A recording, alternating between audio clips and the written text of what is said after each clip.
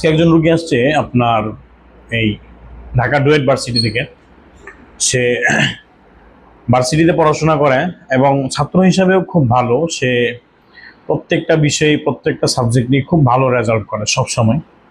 তো আচম্বিকভাবে হঠাৎ করে তার বিয়ের জন্য প্রস্তাব আসে আপন খালাতো বোনের পক্ষ থেকে। তো এই বিষয়টা তার মা যদিও সাময়িকভাবে কিছুটা মেনে নেয়, কিন্তু সে মেনে নিতে পারে না বা তার একটা ব্যক্তিগতভাবে পছন্দ না, সে বিয়ে করবে না।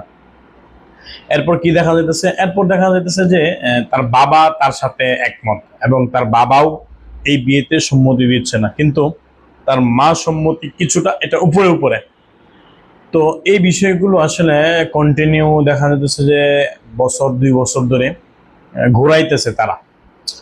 তো ঘোরানোর পর এখন যখন তারা ফাইনাল ভাবে রেজাল্ট দিচ্ছে যে না, সে বিয়ে করবে না, এখন তো বেচারার অসুস্থতা লেগেই থাকতেছে, অসুস্থতা যাচ্ছেই না, পড়াশোনাই করতে পারতেছে না, কোনো কিছুই করতে পারতেছে না।